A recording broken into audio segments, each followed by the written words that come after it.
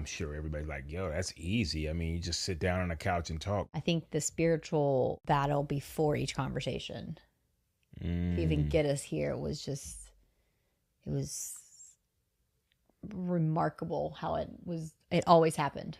You and I could have been in like a lot, just the happiest of happiest places. And then we schedule a podcast time and just things would go awry. Like, I did not intend to be married. I did not intend to have kids. I made financially good decisions. I found a guy and I married him and he loves me. We had kids and we have this house and we have these cars and we have these good jobs. And it was like I had created a life to what the world looking in would have said was your American dream. But I was so broken. Isolated my heart, isolated like what I really felt about you, while also entertaining a lot of other women. You didn't genuinely love me. Did I think you loved me well? No. I never got caught. I just couldn't go on anymore. Yeah. All I knew was that I didn't want to die a liar. If we would have rebuilt or reconciled upon one affair and not addressed it all, it would have been a lie and 100%. It would have crumbled again. And that is why we don't have the answers, because when you've been through this journey, you realize, man, you ain't qualified to have no answers. We ain't qualified no more to have answers, but God qualifies the call. We don't have the answers, still we're figuring it out. Through the mess and the laughter, through the stress and the doubt, yeah. Leaning in the faith now, trusting God day by day. In the chaos of family, He's the truth and the way. Let's go! Marriage, kids, and questions. Yeah, we're winging it too. If you don't have the answers, we're just walking in faith with you. Marriage, kids, and questions. Every joy, every tear you're going through. If you don't have the answers, we're just walking in faith with you. We made it. We made it through a full season 1 of Conversations. Barely. No, I'm kidding. Barely. I think sometimes when you sit back and you listen, you're like, well, I'm sure everybody's like, yo, that's easy. I mean, you just sit down on the couch and talk. But yeah. I think that was one thing that surprised me the most about all this. That I think in my mind, I thought it would be easier. But hear me out when I say that. It's not that the conversation was hard. I told somebody this recently because they asked me. I think the spiritual battle before each conversation to even get us here was just, it was remarkable how it always happened. You and I could have been in like a lot, just the happiest of happiest places. And then we schedule a podcast time and just things would go awry, whether it was one of us, whether it was kids, whether it was whatever. It does not cease to amaze me of how much of a fight this has been spiritually to do. And the heaviness of even sitting here sometimes recording and just being like, yeah. So I have great empathy and great respect for pastors who do this every Sunday morning. Oh my goodness. Who not do this, but yes. Get up and speak what God said or speak what God told them. Hopefully that's what they're doing. But like speak what God's put on their heart. Speaking on the word or whatever. Shared, because there is a butt whooping that comes with that. Even if it's not something physical, it can be just this heaviness of this heaviness that you're carrying. To get here and be like, okay, all right, got everything on, got everything ready. And then all of a sudden you're just like, yeah, man, that was enough. I don't want to do anything else now.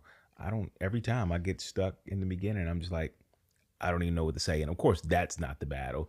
I think it's just what's going on in my head that's causing me to just be like, I got to stop the noise there before I can start the conversation here. So yeah, but it brings me to the point of like, people always ask, do you feel like the conversations are healthy? Do you feel like it's building and that it's equipping and it's bringing you guys together, or do you feel like it's causing separation? And I think that for a lot of people, it can seem like this is a publicity stunt to find followers at the risk of us fighting or not getting along. And I would tell you, I've been saying this, that like we are not doing this for your entertainment. That's why we're ending this. No, I'm joking. But no, like we're ending this. We're ending season 1. Also, we're about to start a little bit of a busy season, so we have to. I mean, yeah, that we're headed back into school. We got 3 school kids and 2 high school. I mean, we just have a lot, and so I think this is a good natural like break before we pick it back up for season 2. Which I'm assuming there will be a season 2. Your face says maybe not. So, okay. I don't know, guys. She promised you guys a season 2. No, I'm just saying. She'll be back. I think I might not be. They might not sign me for season 2, but she's clearly already said that she's signed for season 2. Amber will be back. I will be back. No, I'm just saying in general. Like, I think this is a good. When you said it the other night, I didn't know when we were going to take a break. And so when you said it the other night, I was like, honestly, given the what we're going into, I think I may need it. Yeah. Oh, what if for season 2, you sit down with your girlfriends? No, that's not the same. Right. Oh, trust me. The weight that I may be able to release it on the other side of the camera is like, yep. But no, you're right. It's not. But it's also not the heart behind the podcast either. But for sure. I think you have a false sense of how this is not necessarily something I don't want to say I don't enjoy doing it. This is not something that I would have chosen necessarily. I asked you last night. I said last night, I said, and I found myself doing this a lot of times. I go back and I'm like, are you sure God told you to do this? Cause man, if he didn't, let's just dump this now. But to be perfectly clear or be kind of transparent, I know we're saying all this as if somehow the podcast has created this heaviness or the spiritual warfare. No. Or I would say that, not the podcast, but I would say that in the people I talk to, many are doing this just with, they're doing this behind closed doors with their spouse anyways. They're having this heaviness. They're having this. Even without the conversations? Yeah. I think sometimes it leads to conversations. I think sometimes it doesn't. But and I'm not saying in every season of every marriage this is what happens, but I think you go through seasons. And you and I have talked about that. I mean, if we believe the Bible, and we do, that marriage is a biblical picture of Christ and his church. Mm-hmm. So our marriage, what we're doing, how we're presenting ourselves is literally a picture of Christ and his church. Mm-hmm. And if that is true, then that is a huge testimony and neon error pointing people to God. Mm-hmm, mm-hmm. And why would the enemy not want to destroy that? Mm-hmm, mm-hmm. I think that's why divorce rates are high in and out of the church. Yeah. Because that's what marriage is. That's the representation it is. Yeah, yeah. And so I think it's easy to see people have these conversations and be like, oh man, that must be hard for them. But I think if people were pause and turn inward and realize either the hard conversations they're avoiding or the hard conversations they're having carry just as much heaviness. Yeah. I don't think anyone is immune. Yeah. Especially if you are both committed to Christ and trying to walk out a marriage through his word and how he calls us to be. Mm-hmm. Yeah. So in that case, what you preaching today, Pastor? What's your message today? What's the message today? I mean, we normally come here with a topic, and I thought we had planned to do maybe a part 2 of questions, but I figured that if we were going to leave out on the season, we can't leave out with just hard questions and hard conversation. I felt like we owed it to everybody who has don't continued. owe it. You're right. I don't owe y'all things. No, it's not an O. I think it's a. What is it? I don't think it's an O. I think it's something people have asked. I think it's also a part of our testimony and something that we are not afraid to share. Yeah. So it's not like we're owing. It's that we're happily sharing. Yeah. We thought that it would be a good idea to leave out of here with sharing our story, sharing, starting with how we met, how we got here, how we bumped into each other. Literally. The country club that we met in and all the I mean, no, don't try and spin that. Okay. There's no spinning that. All right. So, where do we meet again? Let's just make sure we're on the same page. Where do we meet at? We met at a club in Charlotte, North Carolina. It's not true, guys. We met at Sweet. I'm gonna put the name out there because they don't even exist anymore. It's a club. It was a club. It was a lounge. It was a club. I don't go to clubs. I'm not a clubber. I'm a lounger. So Sure. I was at the lounge. That is not a lounge. It was not a lounge. That was not a lounge. Okay. It was a nightclub. Why? Because it didn't have any seats?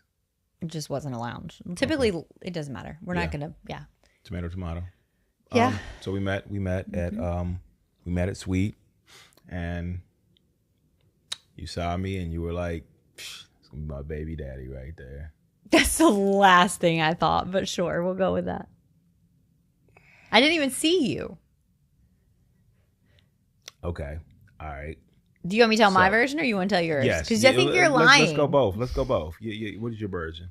It's not a version. It's what happened. Okay. All right. Let's hear it. I went out with a group of girlfriends. One of my girlfriends is going back to school. She went to Princeton. And so she was headed back up. And we went out to Sweet. And you guys, there was a group of a group of guys in I say you guys because you're fraternity, that you were in. And you guys were all there in the VIP section. And my girlfriend that I was with liked one of the guys that was in the VIP section. And so she was chatting him up or whatever. I actually don't know who talked to who first, to be perfectly honest. But what? It's so bogus because I like the other version that you know. Is it not right? I mean, it is, but you kept out a little bit of No, detail. I haven't done yet. I'm not done yet. All right. There's details I kept out. No, go ahead. Anyways, continue. so they were chatting up. I don't know. Somehow you got pulled into it. Mm-hmm. My understanding was that your friend went and said something, and you came and you made a comment about me being white and dancing with me. And did I really know how to dance or something like that? Because I remember that being our conversation. We danced together, and I remember you remembered my name because it's also your sister's name. I remember you telling me that. Yep. At some point, I don't know if I got your phone number that night though, or if you got my phone number that night. I actually can't remember if I got your phone number that night. I know my friend got your friend's phone number, and then we kind of became the wingmen for them for their very short stint. Okay, so pause. Now wait. So wait. Most of that is correct. Okay. But to make sure it's firm, my friend saw you, and my friend was like, you should go dance with her. That's when I looked over to see who her was. And I was like, and it was me. Her? Like, and I was like, nah, I don't want to do that. But then I was like, okay, I'll go dance with her. The worst decision I ever made. No, I don't need your pity dances. I didn't need your pity dances. You did. You totally did. I did not. Your dancing wasn't even credible until I came and danced with you. Okay. At that point, I validated your dance skills. I actually... Robert, we're not going to have this conversation because I was dancing long before I met you. Good, though. No. Like, good. Anyways, okay. We were wingmen for their short dating relationship. It was pretty short. That's true. Yeah, we were their wingmen. And then... And we had some ups and downs. We had some ups and downs in that wingman category. There were some times where, we might have lied to each other, and, we might have told each other some things that weren't true. But, like, the truth of the matter is there's no rules when it comes to wingman. It's Well, just there's like it's let's like not, whatever. we're not gonna justify the lie. We just lied. Like we lied. Well, we I was just being nice. I said we. I did say we. I know. You also did too? No. Oh yeah, you did. No. Okay, whatever. I mean, yeah, not you right. did. Not, yeah, you did. Oh okay. yeah, you did. All right. Either way, that doesn't matter though. Yep. We that's right. We ended up dating. Mm-hmm. We dated in around for what? I mean, we never really called it dating, which made it super confusing because it was like, are we really dating? Are we really I was not dating? Confused when you said that too. I was like, yeah. oh, I mean, we weren't like, I wouldn't call us, but we were not boyfriend and girl. We didn't call each other boyfriend and girlfriend, but we were dating. Why are you doing that face? Yeah, I mean, it was like we were dating. Which is where a lot of the hurt and confusion would come in later. For sure. 100%. My mother got sick during that time. Wow, you jumped out there really fast. Okay. Yeah. What do you mean? You're right. No, continue. Yeah. And I think that made it very difficult I became a little bit more difficult to deal with, I think. I know there was some things that you personally went through as well, with your son's mom. Oh, yeah. During that time. So there was just a lot going on. Man, there was a lot going on. But that happened, I think, beforehand, before my mom got sick. It did. Because I also remember my cousin passed away during that time as well. Mm-hmm. So there was just a lot that went on. So just to, and I won't go into details, but like there was a lot of life that was happening because Correct. At that time when I met you, I was still kind of in a relationship. That's why I say we both lied. I mean, I was. It was complicated. Yes, 100%. Like when they have that tag on Facebook. Yeah, that was me. Complicated. That was totally. That would have fit the category for sure. And so at the time, I was in between the complication of like life and then as I'm thinking the complication is dying down, I didn't know the storm of life was brewing up, and it just kind of put me into I think honestly the first major like depression I had ever experienced. Like it just sent me into a whirlwind of like the things that I couldn't grasp, so I tumbled. And you kind of were in the vicinity of the around. ride. You were around, just kind of like watching me fall apart. Okay. We'll say that. I would not have said it like that, but How would you have said it? I think for 21, I was doing the best I could. For 21 and what you were going through, I was doing the best I could. I know. Yeah.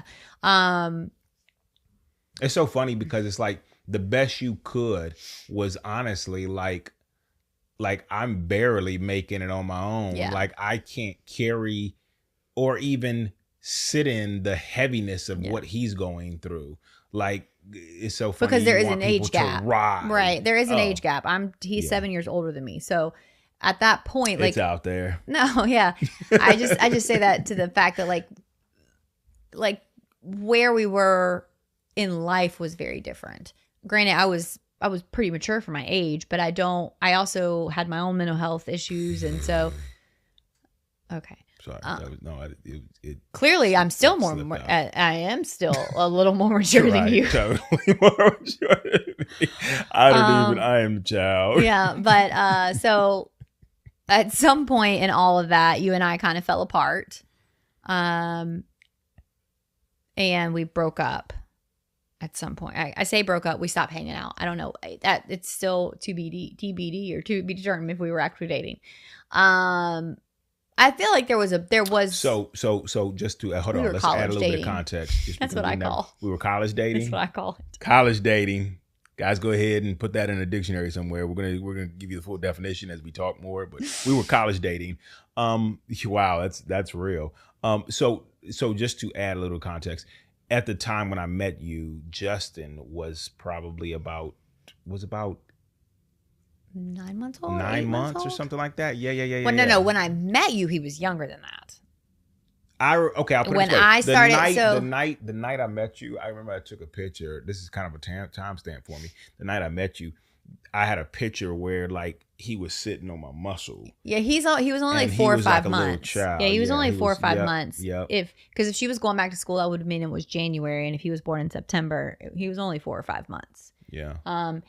And so, yeah, but that was even though that was the night I met you. You and I remember when we started hanging out. It wasn't until after. It was into the sun. It was almost the summer because I remember I had gone to the beach in Wilmington. We had gone to the Wilmington for like a whole week. It was like April or May. So it was not, by the time I really started hanging out with you, he was like 8 or 9 months. Okay. But that's not when I met you. Got it. And I didn't meet him until he was like 1, I think. Yeah. Maybe a little, because that was around the time then you had a house fire and there was all kinds of stuff going on. Yeah.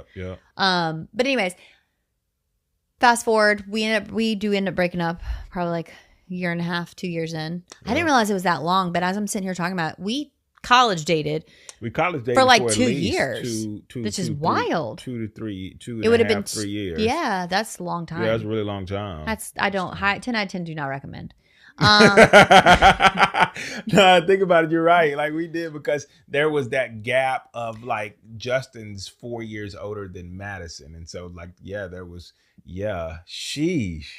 God, I was out here. Woo, he was out here. Yeah, we college dated for far too long. Because then I was no longer Hold in on. college. Wait a minute. There is no limitation to college dating. College dating is 4 years. I was out of college, and you were definitely out of college. You named it college dating. I was college dating because I was still in college. You, sir, were a child. Being a child. No, I don't know. That hurt. Anyways, fast forward, we break up. My mom was diagnosed with cancer. It just things first of all, I think to a degree, I had made a lot of decisions about my life before my mom was diagnosed. Mm-hmm. I did not intend to be married. I did not intend to have kids, which is confusing when you date a guy with kids, with a child. I did not intend, there was just so much that I just did not foresee me doing. And then when my mom got sick, my entire world just turned upside down. And all of that went out the door. I think what happened was, but I think also, I was 22 years old, so a little bit of course things changed. Of course I changed. But that particular experience really changed me. Mm-hmm. Living with her, taking care of her while starting my career, and just seeing her deteriorate and just seeing just kind of how it all played out, it impacted me greatly. Okay, wait a minute. I just thought about this. Do you feel like a lot of that changed because with losing your mother, it made you almost feel like you didn't want to be alone? So the idea of marriage and family kind of then felt like a thing? I don't know. I just thought about that. I think what happened was, I don't know. I think a little bit, I've never really sat back and thought about this, my psychology at the time, but I will say that there was I had already fallen in love with you. I loved you. But the nature in which our relationship was, it wasn't necessarily yielding to that type of relationship. I think what happened is watching my mom go through what she went through, and ultimately she passed away. I think I just realized I didn't want to live life not being honest with how I felt about people and where I was. And I think I became, maybe it was that I didn't want to be alone. But I don't know. It was just something inside me changed. And it was maybe you stopped listening to Big Pun. I don't want to be a player no more. And you just kind of was like, you know what? This song is played out now. I don't even want to be a player no more. I'm ready to be a fan. Yeah. And some of that just might have been coincidental that it happened at the same time. Just in because again, I had started my career. I was in my first year of teaching. a lot happened that year that impacted me. Like, I don't know if I just grew up and it all happened at once. I don't know. I don't really know what, but I remember at the same time, so you and I broke up for. Well, I'll say this. They say death brings about new life. And I think that it also brings about new direction. Yeah. I feel like whether grief, whether you grieve or not, it steers life into a new direction. And I think that if you look at our full story or full life as a whole, every time there is a death, there was a direction, a new direction that took place. So go ahead. No, I'm not sure. I don't remember ever like making this like conscious. I think it was just a realization that over time hit me. Like, oh, I don't think I want to always party. I don't think I always want to entertain and go out on dates. I don't think I want, like, I actually love a person, and I think I just want to love a person. Yeah, but that didn't mean the party stopped though, because the party didn't stop. So, well, no, I think I'm not saying that. I was just. I'm just saying I think that I realized that I wanted differently. Yeah, for sure. But at the same time, I didn't know how to do differently. Just because I wanted differently didn't mean I knew how to do differently. Message. Ooh, that's good. You can preach on that. I think after my mom passed away, like I said, I don't think it was ever like a decision in my mind I made differently. You and I were not together, but you were very much there for me. You were there for me with the funeral. You were very much a presence in my life. I bought my first home. Then later on that year, my car broke down, and you helped me like figure out. You literally did all the negotiation. I mean, I paid for it, but you did all the negotiation and helped me get my first car by myself without like my mom and all that. And so there was just a lot of firsts that happened that year that you were around for, and we were hanging out, but we were not like together. Right. Which again, we just always made our situation more complicated than it needed to be. Okay, so there's more going on your turn. Yeah, because you're gonna tell this whole story. I'm just gonna sit over here and be like, I disagree. I was telling what was going on in my life at the time. Oh, gotcha. Okay. I was like, wait a minute now. Like, wait a minute, because in all of this and during all this time of like breaking up and you get a new home and you need to get a new car, like I was over here living in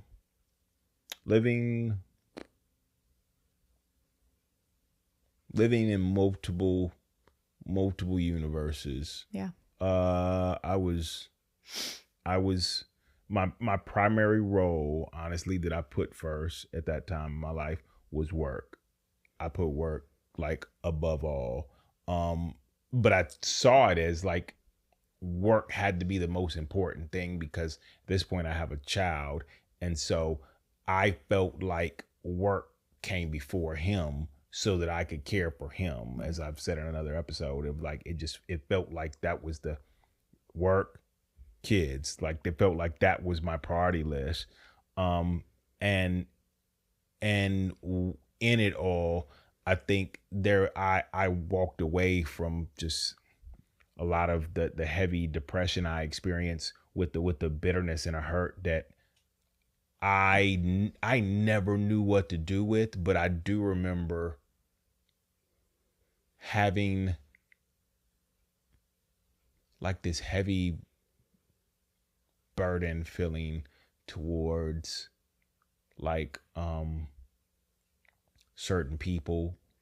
Like I went inward, and I definitely isolated myself from people. Like I started to my, like, you know how people say your circle gets smaller and smaller. Like I felt like my circle just got a lot smaller. Like I had trust issues, and I isolated from a lot of people. And in a way, I isolated from you too. I isolated my heart. I isolated like how I really felt about you, while also entertaining a lot of other women. Yep. Entertaining multiple relationships, different places, and not being honest with anybody. Like just kind of, not even being honest with myself, but regardless, I wasn't being honest with anybody about how I was, how I'm doing. and who I'm doing it with, and everybody was just along for the ride, the roll, or whatever the case may be. Yeah. And so yes, that was all happening while I was assisting you through the grief that you were going through the life changes, through purchases and all those different things. Yeah. Because the crazy thing about it is, as I've said before, there was like this thing in me that said, I want to save people. And I'm just even thinking back about that. That's, I don't know. I don't really think about that much, but there was this thing where it was like, I felt like, oh yeah, I can save you. I can help you. I can help you. And that may definitely, I've talked about this in therapy a long time ago, of that may have had a lot to do with like growing up with a single mom. Yeah. And having this thing where I stepped into every relationship with every woman almost from a standpoint of like, what can I do to save you? What can I do to help you? What can I bring to this table? And what can I offer you? How can I offer you strength in exchange for attention and love and all the other things that I was seeking from multiple places? Yeah, but you forgot a key part of that. Okay, what did I forget? In this time frame, though, is when you learned that Madison was on the way. Okay. Yes. Yeah. Yes. Because this was all in this time frame. I learned a lot of different things, but Madison was one of those things that I realized that, oh snap, I have a child on the way. And yes, so yes. That's just an easy way to, let's just keep it that way. Yeah. Yeah. So I think that I learned about that. I think there was a part that was a little confusing because there was a little bit of not denial, but you were like, well, I was trying to put know. distance between us. Yes. Like I was trying to like, no, not me and you. No. I was trying to put you down easy. Like, let's say, hey, look, I'm just not good. No, I remember it, even if it was just my head. No. I was trying to let you know that, like, hey, look, I'm not good for you. Oh. And I'm okay. Like, that's not quite how it played out. Okay, all right. But there became a point where I was like, you can't expect me to be here and you have 2 kids and you don't even want to say I'm your girlfriend. And I remember you looking at me and being like, I just don't think I can commit to anything right now with 2 kids. And I said, all right, I'm out. And I left. I walked out the door. She left me high and dry with 2 kids, y'all. I sure enough did. I mean, like, what you talk about, they weren't I mean, at the time they weren't my kids, and you were not willing. They were so beautiful. They were such beautiful little children. And that was, please understand, that was not. I had not met Madison. Madison was like a newborn. She was. I don't even think she was. No, she had just been born. Okay. Maybe she had not been born. Yeah, you're correct. She had not been born because I remember you told me when she was born. I was on the softball field, so she was not born. Mm-hmm. And so, and I walked away. Yeah. And I actually walked away. Like before, when I had broken up with you, it was not like I had actually walked away. Like I would still entertain calls and text and play, quote unquote, the non-girlfriend girlfriend. Mm-hmm. But this time I did not do that. I did not play girlfriend when I was not going to be, because that was my thing. So I was like, no, like either you. So wait a minute. What was it about me having Madison that made you feel like you were just not ever going to be the girlfriend or my lady? What was it? What did that spin into you? I don't know. What? I think it was that you were calling me into a more difficult situation, and you still were not able to give me a title of girlfriend when that's what I was. Got it. Yeah, I was very weird about titles. Like, and you were very selfish. So of course. So, that was my title. I'm talking about the title I gave other people. No, I understand that, but I'm not trying to be mean to you. I'm just saying. I think my point was you're right. Everything you're saying is right. I think my point was I had just come to the point. I was grieving my mom. This was almost 9 months after my mom, maybe. I don't know. It was within a year. It was less than a year. And I think I had just come to the realization, like, you're asking me to continue to play your girlfriend in an infinitely more confusing situation than it was before. And it was not more confusing. It was. I just had multiple. There was a lot of, no, it was confusing. There was confusion around timing. There was a lot of confusion. And I had already had my suspicions. You're right. Yeah, it's not a joke. It was really how I felt. Yeah. No. And I had already had my suspicions about other women that you were, I learned later on, entertaining and all of these things. I forgot about that. And so I had already had, and so I just felt like now there is a part of me that can look back and be like, why would you ever let him back in? And that is a very good question. But I think at the time, I was willing. Here's the thing: I was willing to deal with it, which I think is was a part of my dysfunction that I was dealing with with myself. And I think it being so close to me losing my mom, like, I just don't think in my mind. I think in my mind I was willing to do anything to not lose another person that I loved. And you know what? As you say that, I think to myself, like, they would not have this incredible podcast right now if you were not dysfunctional. Like, if she had not been so dysfunctional, y'all would not have us. Yeah, like, no. I'm just throwing that out there. No. Like, dysfunction is a pretty crazy thing, but sometimes dysfunction leads to some pretty beautiful moments. Yeah. When God really finally when you finally put it in his hands and say, okay, Yeah. God, I know you've been here all the time, but like, I done broke this up, and we done messed this up, and Yeah. we out here sitting. And I wish I could say, like, oh, we got to back together. Well, we ended up getting back together because you heavily pursued me. You did. I did. No, I did. It was months. It was months after. I want to say it was maybe 5 or 6 months because I didn't meet Madison until she was about 5 or 6 months old. So it would have been further down the road. Not super further down the road, but then I also, so that was not shy of, like, just shy of a month, which I can look back now and see how this impacts my decisions. Not shy of a month of my mom's 1-year anniversary. My aunt, my mother's sister, passed away very suddenly. And so in the span of the time I had met you, I had lost my cousin to police violence. Oh. I had lost my grandmother.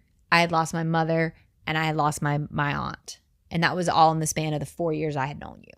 And I was clearly, what it sounds like, I was catching you in vulnerable moments of your life where you were losing people and not gaining anything. Yeah. So it's almost like it was just like, what I do? And because I genuinely loved you. Right. And I don't necessarily think you didn't genuinely love me. Did I think you loved me well? No. Do I think I even probably loved you well? No. Did I think that I loved me well? No. So I'm not necessarily, it's not a credit of like, oh, well, that people didn't do that. People wouldn't do that if they loved you. I think we both loved within the limits that we had at the time. Come on, that's it. I appreciate you saying that, because I think that's where a lot of people miss it, that the love you get from people is based on the limits in which they're able to love you. And sometimes you're saying, why don't they love me well? But you're seeing the boundaries. And I don't necessarily think that you themselves or love others. And I want to be clear when I'm saying that. I don't necessarily think that you should settle for that. I don't necessarily think you should tolerate that. But I think it is important to sometimes I think it is helpful to understand, like, it has nothing to do with you. This is the limits they have. Right. But sometimes your lack of love of yourself and dealing with your own dysfunction can lead you to accept a love that's less than the love you deserve. Absolutely, 100%. Yeah. So I think, like I said, I can look back now and see how all of that loss, like the thought of losing you, and to a degree even Justin, because him and I had like really become like not close in the sense of like stepmom, but like just close. Like we would go and take him places and stuff. And so I think the thought of losing, because I hadn't met Madison at this point, I think with all of that loss, it just became like another loss that I just was. I also, my best friend in all of that, we didn't really make it out of my mom's the aftermath of my mom's cancer. I lost my best friend and all that. We have since reconciled, but it was just a lot of loss in a very, very short time frame. I forgot about that. Man. It was coupled with a loss that I experienced as a child of my dad that had never been resolved. And so it just felt like the loss kept getting bigger and bigger and bigger and bigger with each loss. Yep. And so I can see now how your pursuit of me and my absolute love for you clouded probably the best judgment I had, because I just did not want to lose another person that I loved that much. And the sad part about it, I at the time, I wasn't even worth grabbing hold of, but you didn't know that because, like you said, you were clouded. I mean, I think you were worth grabbing hold of. I think that, because I don't think necessarily your worth is tied to your actions that you've done or not. I think as far as in a relationship, no, that was not worth that. I wasn't. I was not kind when it came to, I know people always like to talk about faithfulness, but like faithful, I wasn't faithful to anybody but the job. Yeah. I wasn't faithful. You weren't even faithful to yourself. That. And it's also important to note, like, you and I, like, we both believed in God. We both believed that Christ came and died for our sins. I think we were not following him. We were not seeking him. We had not completely turned over our life to him. We knew of him. Okay, so wait, speak for yourself. You. But no, knew of him go ahead. You did. When I say you knew of him, you acknowledged him. It wasn't like there was not a tendency of like you weren't atheist or you didn't follow another religion. Like if someone would have asked you, you would have said you were Christian. So I'll put it this way. Yes. That's what I'm trying to say. God got me out of the funk that I was in, the depression that I was going through. God helped me through that, through community. That was, matter of fact, I was back in 2008, 2009. That was my first time ever going to Elevation Church. And I think that just the community I met there and the difference of what you had been, it was there, I experienced there, made it to where it was exactly what I needed. And it helped me get back on my feet for me to turn around and honestly, like, turn my back on God, like say, hey, I appreciate you getting me here. I'll take it from here. And I really I was telling somebody the other day at something, they were like, when did you start going to church? And I was like, I started going back in like 2008, 2009. And then somehow or another, I was like, I didn't go back again till like 2020. I was like, I don't know what I was on, man. I was like, I took a long hiatus, but I said, God, I got it from here. And I just kind of like did my own thing. Yeah. And so you and I got back together and we were together 2012 we got married in 2017. Up until 2020, December 2021, you and I were together. And up until December 2020. Yes. Yeah. So wait, you left out a lot. I'm not. Okay, I know. Go ahead. Go back and fill the blanks. No, go ahead. Yeah. But during that time, I would say our patterns and our dysfunctions were just the same as before. It was just now we were doing it within a relationship. Right. We got married 2017.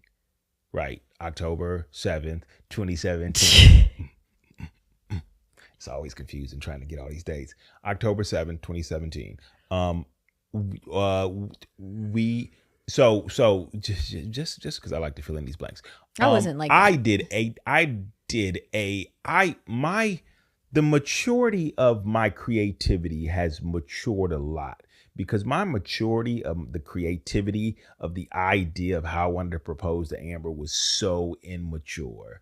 Yeah, I will tell you, you do that guy, like, I think my creativity has grown a lot because my creativity. I've never thought of it like that. It was you trying to be creative. Yeah, I truly, like, my creativity was there was too much. I played around too much. And so the creativity of even proposing to you was this idea of like, we're just sitting at the house and I was like, yo, I don't have a lot of money, but I know you did, but go ahead. I pulled out this ring pop and I was like, but will you marry me? And she thought I was joking. She's like, cut it out. I'm No, like, I did not say no, that. No, you thought I was Oh. joking at first. And I was like, no, I'm serious. Okay, but let me tell my side though. Okay, but wait. Okay. Let me just say that I was joking, but I seriously, Justin and me talked about this the other day. We were talking about this. I said, I wanted to see if she was really down for me, as if she hadn't been there all that time and stayed down with me all the years. And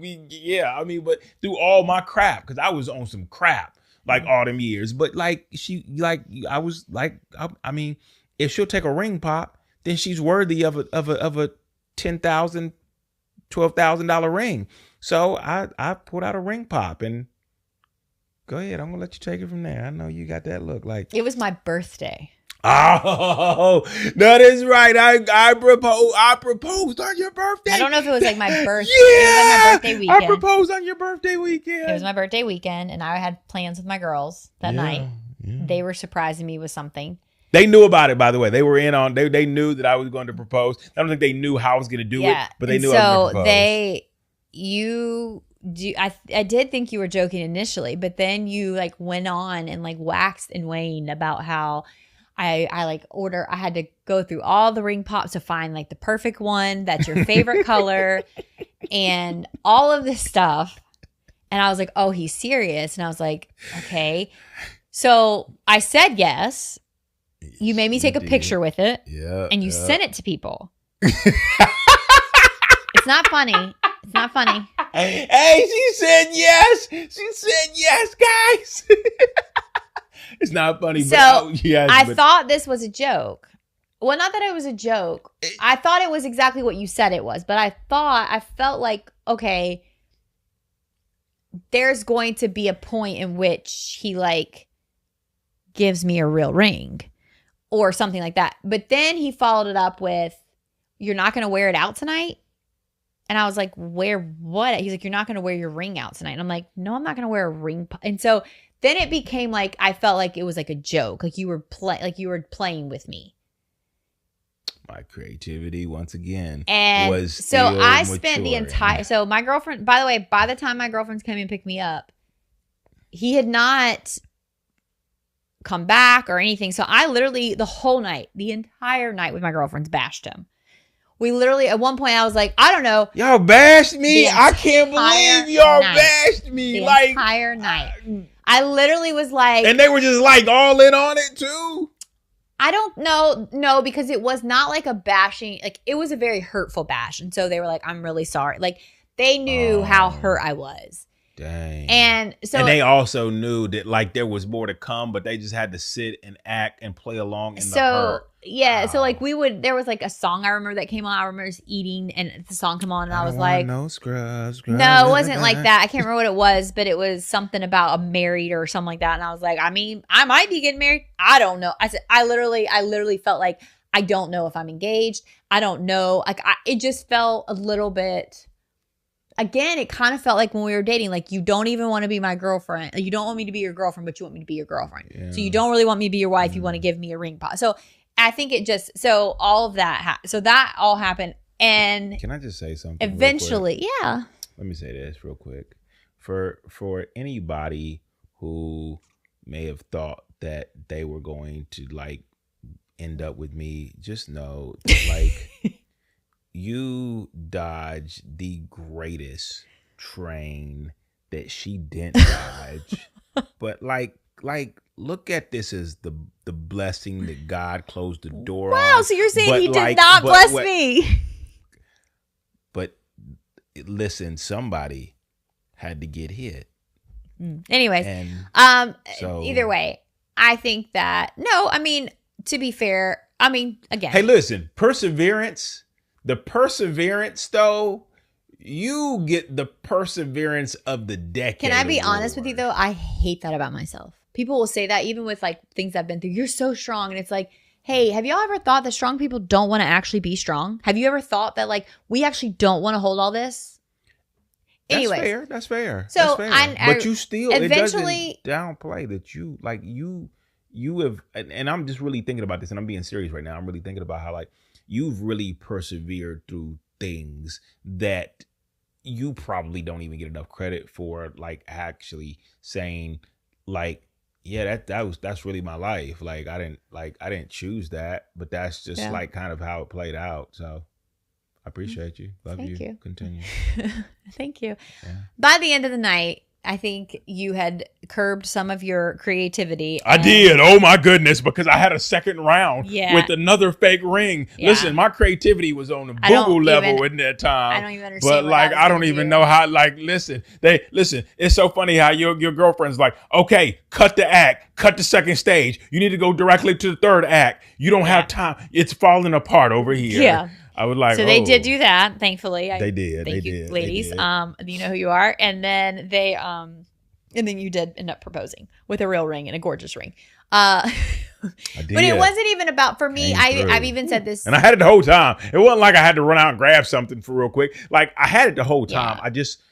Yeah. Like I said, my creativity was in gutter. But anyway, so then we got married. And I would say that we still did not leave or address any of our dysfunctions. I feel like there was nothing that really changed in our behaviors. We didn't even know what dysfunction was. Well, we weren't honest. No, we weren't honest with ourselves. We weren't honest with each other. Absolutely not. Absolutely not. I would say for, now that I've gone through years of therapy, your lifestyle fit my attachment. And so there's this like a whole attachment theory, and your lifestyle of like your double lifestyle fit my attachment. I never wanted people to get too close. It's so funny though that you say that, because my lifestyle looked just like the lifestyle of a person that you had in your life, and your lifestyle was one of almost like a love that I would finally have. I would finally win the love and get this love. And I felt like that love would just transform me, like I was Cinderella, like I was going to be a better person, like I was going to make better choices, and I wasn't going to do all the things that I had been doing and living the life. Once I got married, like I was just going to spin around and be this better dude. And oh, by the way, that did not happen. No, and it hit us like a train wreck. Oh man, I was so wrong. And I tell Justin that all the time. I'm like, son, I just want you to know that like buying a car doesn't change things around you. Getting married doesn't make you miraculously some new person. It's not there's not stuff that it's literally choices you make for yourself that will, or even like, I mean, actually for us, I feel like it was more like it was an encounter with God that changed, that finally about faced us. Yeah, it was. But to be clear, like a lot of people will say, like, did I have inklings? Yes. Were you doing crazy things that like just were never explainable?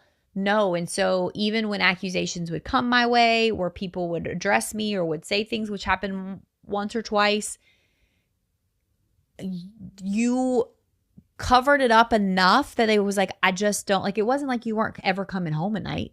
Like, it wasn't like you just had pockets of time that I never could get a hold of you. And so, and I wanted to believe the lie. Like, I feel like I still was working out of this. Like, I can't lose another great love. Mm-hmm. I can't lose someone I love again. Mm-hmm. I've lost so many people that I've loved. Mm-hmm. And I just can't imagine losing another person I loved. Yeah. And instead of feeling like, I think there was this, like,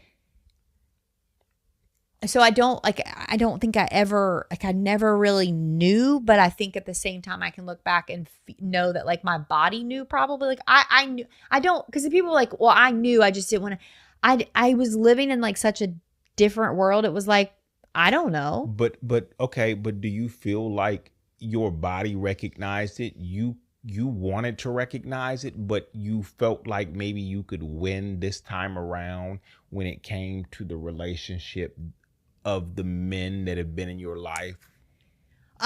Maybe. Also, I just think, I mean, you were very crafty. I was. That's her nice way of saying I was a liar. Like I was a manipulator. You were very cheater, crafty. And I think that I think what happens when I've spoken about it here before. I've had mental health issues. I think and then the way that I grew up, I think that it was just easy to convince me. And even now, sometimes it's easy to convince me that like, you're just making this up. Like I am growing and trusting not myself, but like my understanding of a situation. Yeah. But I think it's also yourself too, because I think that you fought with yourself on what you smelled versus what you wanted to believe. Like, and that's not to say that you didn't know, but it's like there's some times where you're just like, you experience and got things and saw messages. And and I'm talking about since the beginning, like the time even when we were in Vegas early when we were dating, you saw things that just were enough to say, red flag, let me get out of here. Yeah, and to your point,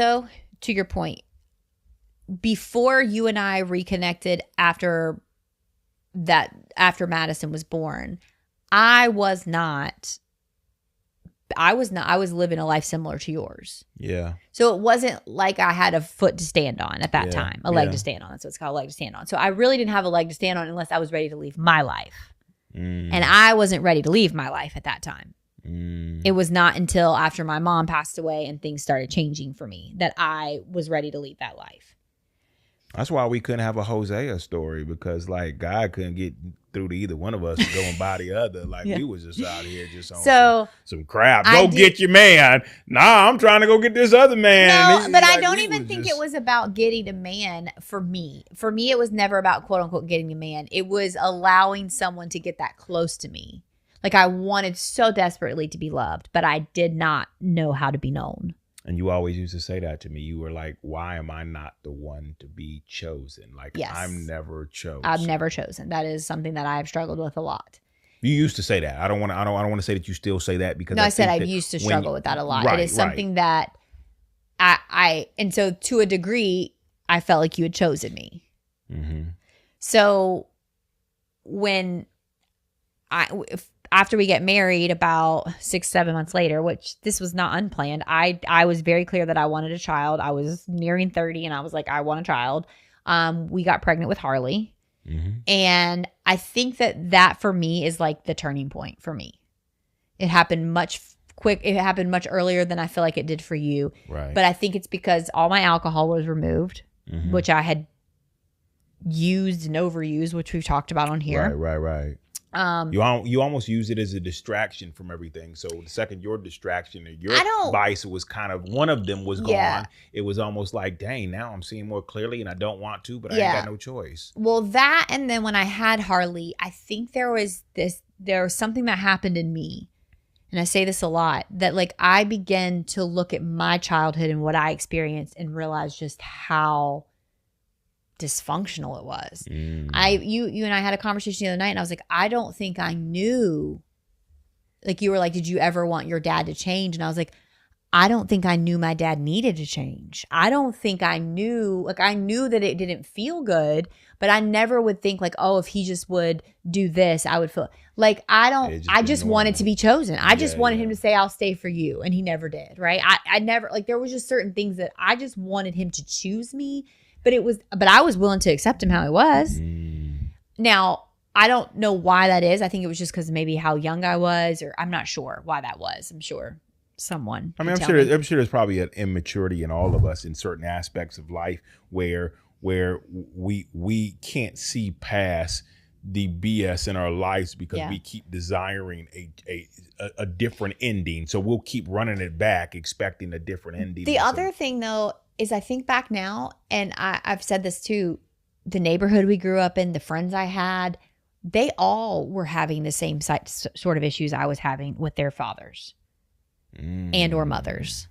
So like, it just was normal. Neighborhood had been made. No, it wasn't a whole neighborhood. It was just a few of the friends that I knew that intimately. Now, when we went to church, we didn't tell those intimate details to people in the church because then they got around. So like, I didn't have a lot of things to compare to. And we didn't watch TV. So it's not like we had like, I'm not going to use that example because that's not a good one anymore. But like we had some family on TV that I could be like, oh, I wish my family was that like that. Like I didn't watch TV. I didn't know. Right. So that's not to say that my body didn't know it was not normal. I just don't remember ever thinking I wish he would change. I never thought that. Yeah. It wasn't until later on that I would think that. But like as a child, I didn't think that. So kind of fast forward to when I had Harley, I think when I had her, certain things happened. I struggled with postpartum anxiety extremely. It was really hard for me, the anxiety. I did have depression, but it was nothing compared to the anxiety that I had. It was debilitating for me. I've talked about it a little bit. Like I give always the example, like I wouldn't walk down the stairs with her. I would literally just stand you were at work. It was just me and her. And I would just stand at the top of the stairs and just stare at them because I could like literally see me dropping and killing her on accident. And I just would not go down the stairs. And so like I would struggle with this and I would not tell anybody because then I thought it was that I was a bad mom or that I didn't know what I was doing and so I think navigating all of that and looking back and realizing that I think it just broke me. Yeah. And I think, and I would say during that time though, there was, you know, I know, and we've talked about this. I know it's not a well-known thing, or it's not even talked about much about the mental toll. Like I had never been with somebody while having a child. So I didn't know how secluded I would feel and how rejected. Unneeded and almost rejected I would feel in the midst of all of that. Like how much I would just be there, but not really be there. And not that was ever a good excuse for me going back. But the truth of it is I never cut off my patterns. It was just now they became heightened because I needed somewhere to feel like I was needed, like I was wanted, like I was seen, and like I was important. And work used to be that for me, but it just, at this point in my life, I'm year 13 probably. Yeah. And I'm just, at this point, I'm just not even, it's wearing off. It's just not a heavy enough dose of a drug anymore. Well, and to be fair, like you had chosen when you, like you said, you thought it was like, I was magically going to make you better. There was also that disillusionment that was happening where you were realizing like that illusion was being busted. Yeah. And so maybe it's something with me. Maybe I was wrong. Yeah. Maybe I was the wrong one and you should have chosen. And so you still trying to find someone who was going to quote unquote magically fix you. Yep. Well, I eventually found somebody who was going to magically fix me, but it wasn't magical because when God got hold of me and when I laid down when I hit that rock bottom after affairs, multiple affairs, and none of them that ever came out or none of them that ever really hit you, because a lot of people were like, well, you know, I mean, like, heck, when we all get caught, that's when it all ends. I never got caught. I never got caught. I just couldn't go on anymore. Yeah.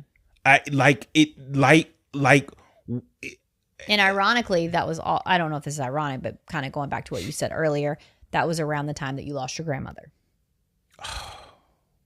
Grandmommy. Yeah. Yep. That was a couple months after you lost your grandmother.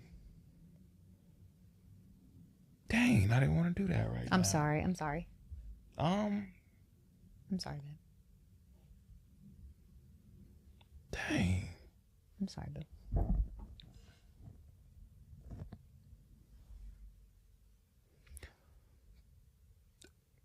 Yeah, dang.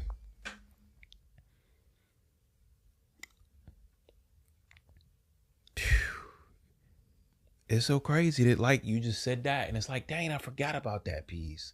I apologize. No. I thought that's what you were referring to earlier. No, I didn't know. Yeah, no, I was. And now the referring is like explain like you said, death has a way of like bringing you to your knees. Yeah. Dang.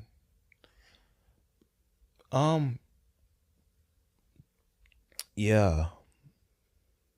Dang, I forgot about that.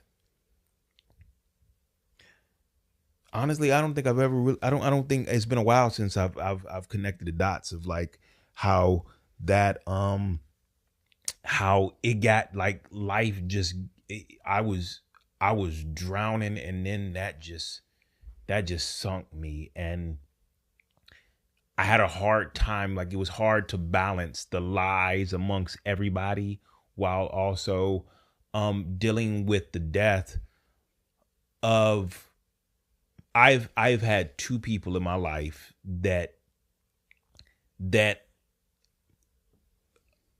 brought offered a love that that was like nothing else I'd ever experienced. Like nothing else I'd ever experienced. One of them died in college. And to this day I still tell people, when he died, it was almost like time stopped and then just started again when I went back to college. It was like classes picked back up and I was just back there in college again. But when my grandmother died, I didn't, for a person who had been lying and cheating and living a double life, not just double, multiple, like I was doing a lot, but living a double life of running around, it was already hard, but to do that while trying to avoid grieving, It was just too much. yeah, I couldn't, and so every like things I normally did to make sure I cover my tracks, I couldn't see my tracks myself anymore. I was falling apart, and I got caught out there out there in the streets. And I think the hardest part of it all was that You got caught. What do you mean you got caught? I got caught out, like, yeah, I got caught out there. Like, meaning like a lot of people think that you caught me, but like, no, I got caught out there. Yeah. And I see what you're saying. I had to come clean.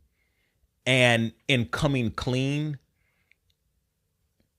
the way I've always explained it is that the mask that was starting to be too heavy to keep on had come off, and I was grieving out loud in any space I had at that time. And I'll never forget this. There was a point where I got caught out there, and my mask was handed back to me, and it was like, hey, go put this mask back on, go home to your family, and try to be good and stop being out here. But the truth of the matter is that mask had been the mask I've been wearing all my life. It was covered in blood. It was covered in lies. It was covered in all kind of stuff. And I couldn't put it back on and keep going. Like I was tired. Yeah. I didn't want to do this no more. And so God knew that I couldn't go anymore. I didn't have nothing else to give. I didn't have anything else to give this family. Yeah. I couldn't show back up. All I knew was that I didn't want to die a liar. I didn't want to die and you have to put it all together at my funeral and piece it together and be like, what? And like, wait, man, who would he? And like, I was just like, I'm tired. Yeah. I'm dang, that was, yeah. Sorry, I didn't. I'm sorry. No, it's cool. Man. Well, let's take a break.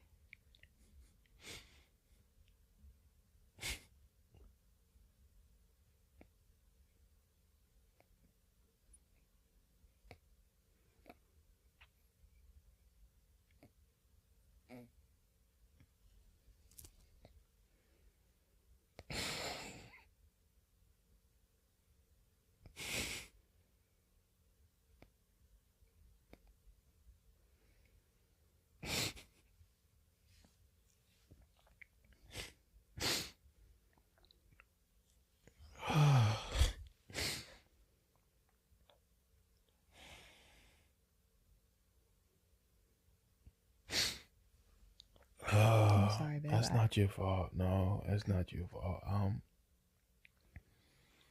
I don't know why that gets to me so much. I don't know. I don't know.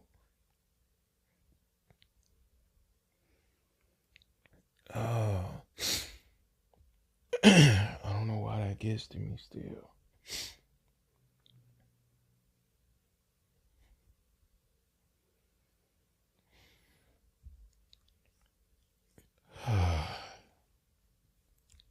So it's grief. Man, Just evidence of how much you loved her. they don't. It's not a lie that like grief doesn't have an expiration date, and at any point it can just a reminder of love can hit you like a wave and Yep. and take you right back there. Like you don't Yep. like, and it's like it's one thing to know it, but it's another thing to experience it. It's like dang. Yeah. Dang. It's crazy because what I feel right now is what I felt then.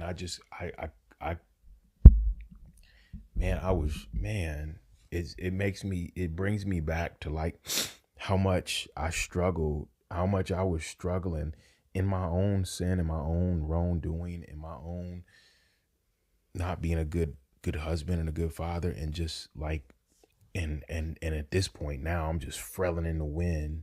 Yeah. And it's crazy because the grief of that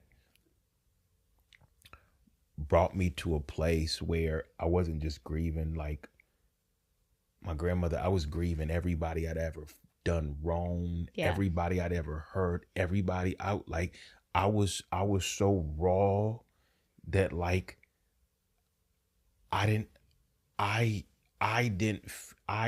remember telling you I hate me so much because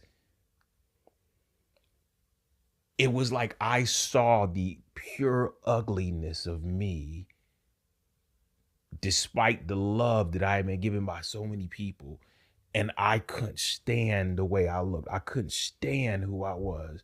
I hated me so much. And so in all of that, when you just put all that together, I couldn't keep being me. I could not be me no more. I couldn't live as me anymore. I was done. Yeah. Like I there were people who couldn't understand why I would tell you and come clean. It was almost like, bro, you just pick up the pieces and you just keep going. Yeah. That was I couldn't. Yeah. I was supposed to be at the end of my road. God knew that I would fall on that rock and he would be there as that rock. Yeah. To give me an opportunity, not like most people think, to like turn to him and ask for forgiveness. But as I've told people, in that time, you didn't know this, but like when I came home and came clean, it wrecked you. Like I can't speak for you. I can't tell you, but it wrecked you. But I was so wrecked that I couldn't even fully understand the gravity of how much it wrecked you. Yeah, and I mean,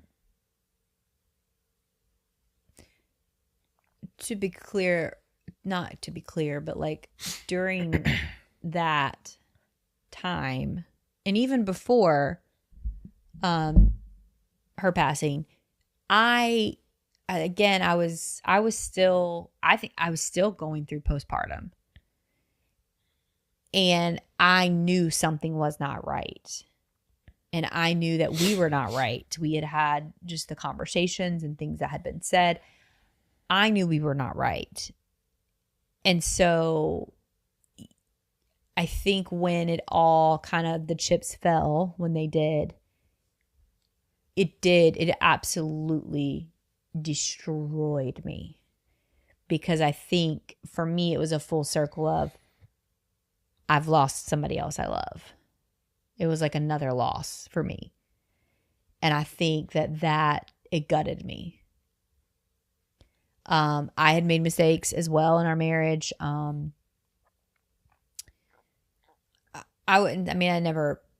didn't necessarily live a life. I had an emotional affair, I would say. It was not, and so I think just in general, I remember like laying on our closet floor, and just like wondering, how did I get here? Like, how is this my life? How did I make so many wrong choices and decisions? And then this is because all I ever wanted was to not be as broken as my mom was. Like, and I don't just mean broken physically, like, or like emotionally or mentally, or like in a relationship, like whether that be financially. I mean, it was all aspects. Like, I just wanted, not that I blamed my mom, not that I felt like my mom did anything wrong. Mm-hmm. I just never wanted, like, I was like, I'm going to do better. Like, I'm going to be better. Mm-hmm. And I think in that moment, I realized I was no better. Mm.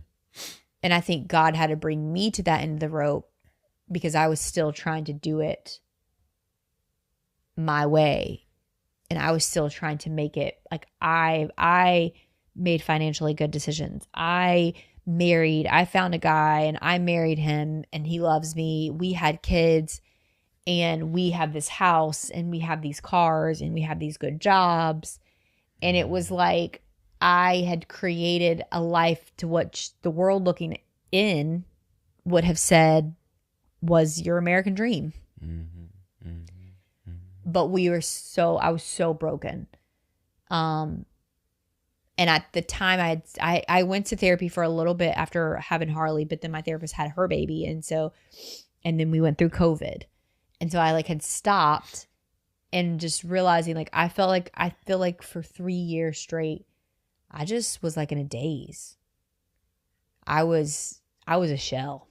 Was this after everything came out, or was this like after just having Harley? Just after having Harley. So that first 3 years, I just felt like I don't feel like I came out of the days of having Harley until our separation in 2022. It just was such a heavy, but I can look back now and I don't know if that was all because of Harley though. Like, I don't, not Harley, like, but like my hormones and my postpartum. I don't know how much of that was the lifestyle that we were living that was producing that. Yeah. Like, I don't know that wasn't even really real. It was almost like we had manufactured this incredible looking life. Like we and had, it was not fulfilling. Man, listen, not a preach. Like, you talk about like thinking if you have all the things that you see on social media and all the things that people say will bring you happiness. And it's like, man, like none of this is working. But you smile and you wave because everybody's looking, and you're just trying to like, well, and to a degree, perfect, like, I wasn't even like smiling and waving. I wasn't even faking for other people. I was faking for myself. I was trying to convince myself, like, this is what you wanted. This is what we've worked for. This is what you've done. Like, this is all the things that you have worked so hard for. Yeah. I was as much convincing and lying to myself as I was to the world, which is, I think, where a lot of my issues with social media come to. Because when we split, I remember looking at my social media and being like, this is all a lie. Yeah. And how do I go back? Yeah. How do I like, and I've watched other people do it where literally they announce their divorce or their separation, and it's like it's like a glass is like just shattered. It's like, wait, what like you see behind. Yeah. And it's not to say that they're wrong or we were wrong, like that part is wrong. I just think that's where I have such issues with it. Right. And so, yeah, because I remember saying, like, I can't remember who I was telling at the time. Yes, your affair broke me, but it was less that it was about at the time I thought it was one affair.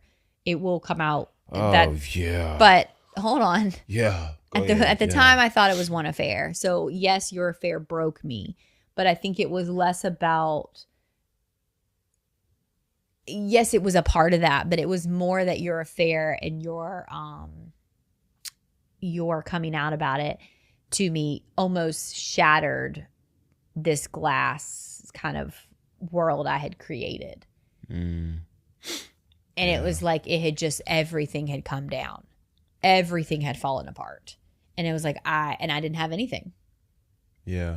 And it was like I had worked 30 plus years. Not really. I guess it wouldn't have been that long because I was a kid at some point. But I had worked so hard at crafting this life. For it to all fall apart and for it to all just kind of. It was all a lie. It wasn't even that it wasn't even that it fell apart. It was like it was all a lie. Yeah. No, that's true. Yeah. On top of that, because if it just fallen apart, you can rebuild. But because there was a sense, right? There was a sense of like, even if it's fallen apart, if I rebuild it, okay. Like, and I think that there was a part of me that I think that's what probably held me close to God, even during our separation, to not fall into a trap of let me go remake myself. Because I think what crushed for me was not our marriage. What crushed for me was not you having affairs. What crushed for me was I had done all this and it was not fulfilling and it was all a lie. Yeah. And so I think that realization actually is probably, which I would say is a realization God gave me, was what propelled me to decide I wasn't going to do it my way the next round. Yeah. This next act. Yeah. Act 2, right? So I just think I realized like, oh, no amount of my hard work, manipulation, construction is ever going to be good enough and is ever going to be sustainable. Yeah. And so I think that was what absolutely crushed me. But you are right. You were in no condition to even see, and that part hurt more, I think, than the affair. That part hurt more than the realization was that you literally could not see my brokenness. I couldn't see your brokenness through my own. I was somebody recently said this to me. They were like, it's hard to read the label on the inside of the jar.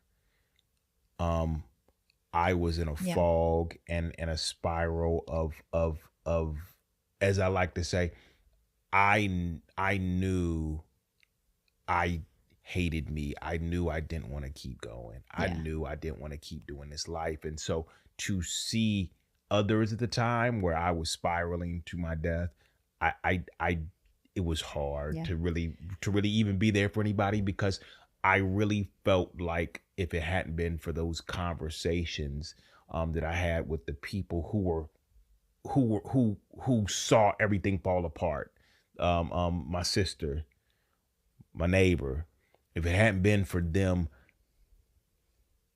doing random things like talking to me at night as just over the phone, just until they knew I went to bed and I didn't do anything unsafe. Yeah. Things like my neighbor coming over and saying, hey, bro, I'm just going to take all these things out of your house just so you don't do anything crazy. Yeah. And not that I would have ever done anything that crazy.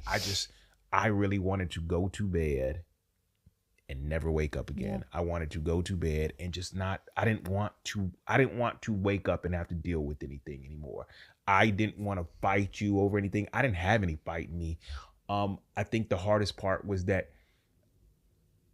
was where I begin to throw Hail Marys to God to say, if you exist, if you're real, if you really want something to change, then now is a good time for you to step in, because I just want you to take my life so that my family can be better without me. I felt like if he took me, then y'all could have everything, that you could have the insurance and everything, and y'all would be well off and a lot better without me. And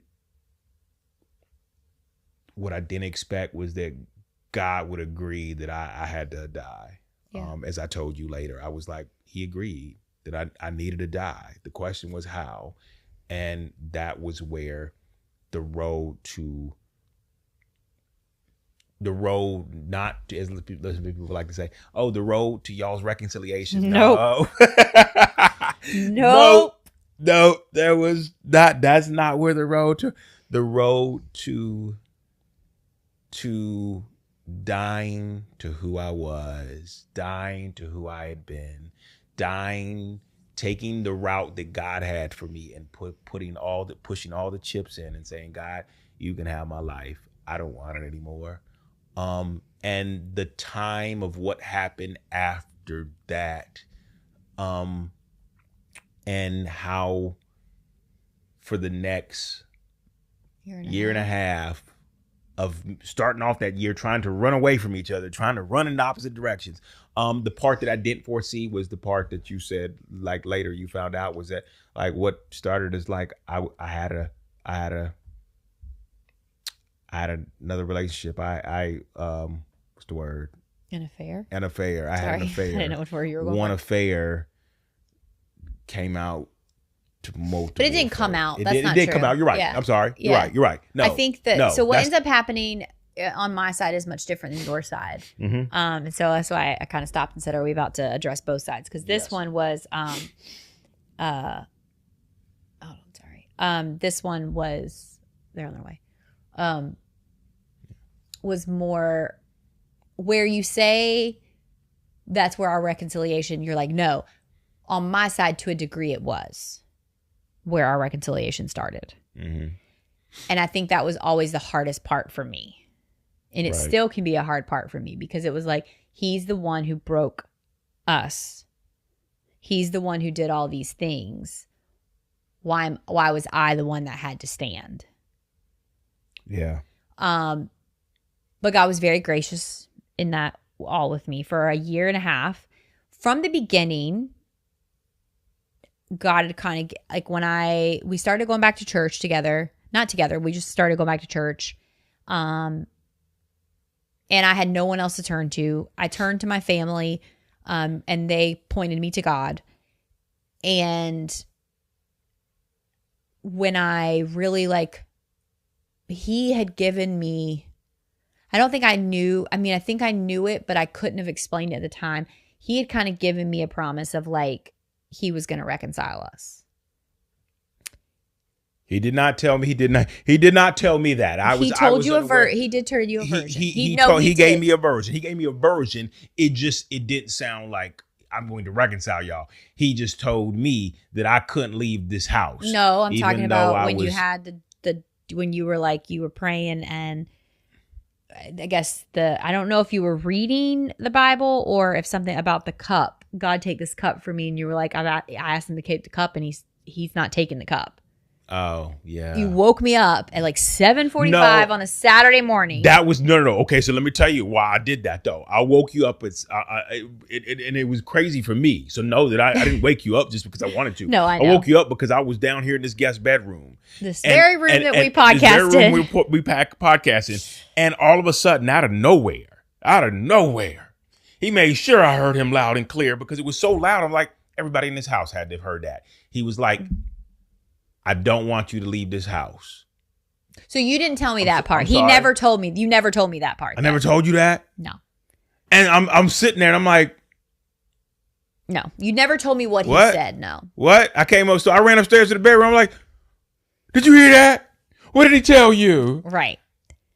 And I was and I was freaked out because I hated that. I wanted to contribute that to the devil. Like the devil was still talking to me, he's still telling me stuff. And I ran upstairs and I woke you up and I'm like, yo, what did he tell you?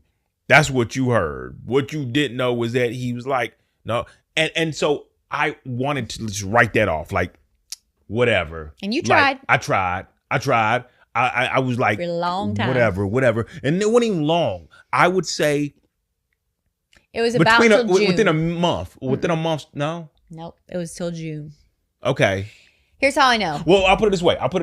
There were multiple things that I realized that when you begin to walk with Christ, he asks you to do things in obedience that outside of Christ I'd have never done. Oh, for sure. One of those things was, I want you to be honest with her about everything. So that's what I was going to say. So God early on, I'm sorry. Yes. So God early on had kind of already given me that word. Mm-hmm. I remember I went to the well. It's a women's retreat. And I remember I have it in my notebook. I still have the well notebook where I wrote down, it's 4/25, 2022, where I wrote down that God will reconcile my marriage and he will use, and he will use it for his glory. I wrote that down. And it's a version of that. And when I came back, it was May because our taxes, we had to, there was something, maybe it was the end of March. It was April because taxes were coming up. Because I remember I met my sister the very next day and you had watched a message from Charlie Metcalf. And I think that's his name, right? Charlie? Is it Charles Metcalf? Maybe. I don't know. Yes. And it was about that you don't get to say, this is the version you gave me. I never watched it. Right. And it was that you don't get to say you're an honest person when you haven't gone back and been honest. Or you don't get to say, like, you don't get to say you're this new creation in Christ when you haven't addressed the old, like how. Dang, you reminded me of stuff because I forgot about that. Yeah, I remember this. And and so in that, you decide, or you feel like God is calling you. And you even said, I don't know why I'm doing this. And you came clean about everything. Yeah. Everything. Like things that I didn't have to complete. Like we had already it was like double jeopardy. I did not have to. Like Correct. I'd already covered that up. I had buried that. And it was never coming back. Never. And I remember, now then I did not think of it anyway. I later on, God would kind of, in my seeking him and praying about that, he would kind of give me more. But in that moment, I remember, because that next day I had already shared with one of my sisters that God had kind of given me this word that we were going to, be reconciled. And I remember. By the way, hold on. Let me just jump in real quick. I truly felt like, I'm going to be honest with you, I was not seeking reconciliation like you. You knew that. But I don't think I was seeking, but I was not seeking. So here, that's what I was going to say. So like, I remember sitting with her and I looked at her and I said, I know what God has said, but I don't want it. Yeah. I remember feeling, there was always this, God, you say we're going to, I think there was a hope, like, it was just an affair. Like maybe we just, but when it came out that this was like the lifestyle, this was how our whole relationship was, this was like, all of that, I felt so betrayed by you and people that were in our circle that knew that I was like, I don't want this. I would rather be, I have journals where I was praying. I was like, I would rather be single my entire life. I do not want this. I don't like, I remember telling my sister that next day and I was like, I know what he has said, but I don't want it. And so I don't know how to walk in this. Yeah. And so even though when you say I was committed to reconciliation, I really was not committed to reconciliation. I was committed to, okay, God, what do you want me to do? Because I don't want this.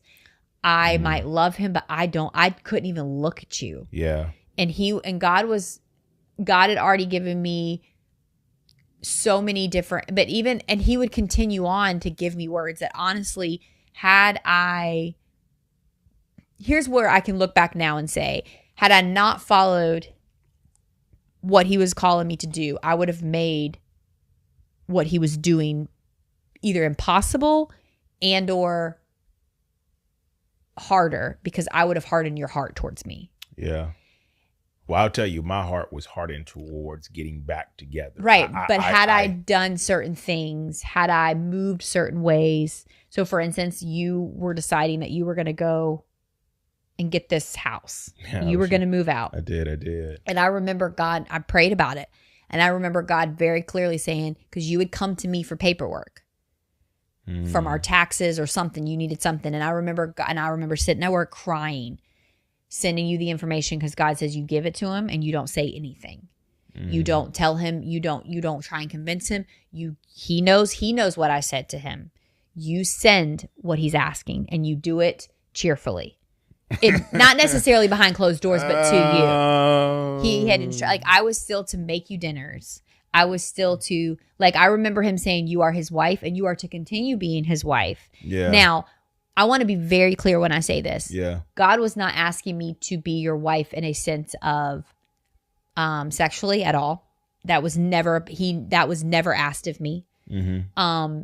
He was also not asking me to do more than we had already. So for instance, I've never done your laundry. never in our marriage have I done, you like to do your own laundry. He wasn't asking me to now, okay, but now like to show it wasn't that. He was basically, I felt like his instruction was, if you've been doing this, you still do it with an open heart and you do it for me, not him. And it wasn't, so it would be like making dinner, things that I just would have normally done, making sure the bills were paid or whatever I maybe would have normally done in our relationship outside of marital duties. It was not a marital duty kind of thing, or like a marital, I'm saying marital duty, but like marital, you know what I mean? But he would give me these, and he would give me these words.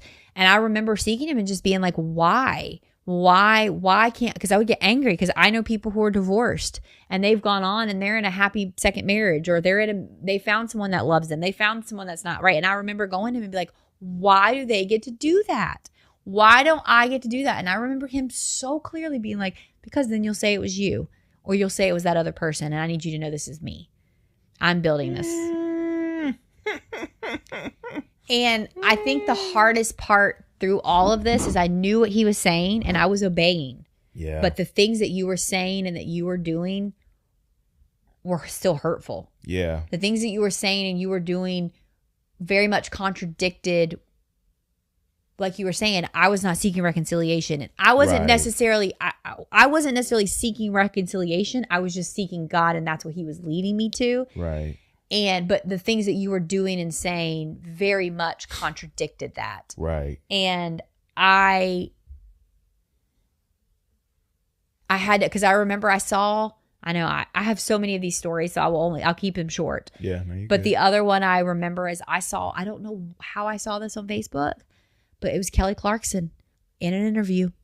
And she was going through her divorce, or she had just divorced, or I don't remember the whole thing. Mm-hmm. And somebody had asked her what was like ultimately what made that decision for her. Mm-hmm. And she said, well, when I looked at my daughters, I just realized I would never want them to think this was okay. And she said some version of that, and I broke and I went straight to God, and I was like, wait a minute, am I teaching my kids this is okay? Am I teaching my girls this is how a man cheat? Yeah. And I lost it. Yeah, I remember. Yeah, and I remember what he said to me. He was like, no, what you're teaching them is that you have my peace even in the storm. You're teaching them that you can still be joyful in a home that is right now not together. You're teaching them that I am your strength. I am your love. And he was very comforting in that, because I was broken. I was like, what am I teaching my kids? Yeah. And okay, so hold on. Pause. Sorry. I'm not going fast. I'm sorry. Yeah, but no, you just keep going. Okay, so wait, because I wanted to say that was one part that I used to feel like I was like, and it was hard to really focus on it. But at this point, I started to wonder, like, how is it that I'm living in the same house in a different room, and how is this looking to the kids? Like, what are they thinking about all this? Like, what are they're coming down to my bedroom to go, and like they've never seen this. And so what is this in turn saying to them? Like, I told Justin about what was going on, because I felt like he was old enough to at least not understand, but I had to tell him something. But everybody else, we told Madison. We just okay. I didn't know. We did tell Madison. She was very like, okay. We did not tell Harley. Harley was 3, and I don't even think she remembers it. Right. We did not tell Harley. In her world, it was. wouldn't have made sense. No, it wouldn't have made sense. Yeah. Okay, so the whole decision, of course, for me to get another house was definitely me trying to still do what was comfortable for me, and feeling as though this marriage couldn't be put back together. I felt like there was no way that even God could put this marriage back together. Like, I felt like there was. You just said, God, I'm a one up, or I'm gonna. What is it called? I just felt like he couldn't. Like, there was no way. Like, I felt like I had damaged this thing way too much for him to really. And I did this often with God early in my walk relationship with him. I put him in boxes to say, God, there's levels to what you can and can't do. And there's some things that are too far gone for you to do them. And of course, he broke out of a lot of those boxes to prove to me that he was bigger than the boxes I put him in. But in this situation, I just felt like, God, let me just go find another place. Let me go ahead and just move on with my life. And honestly, I was hoping that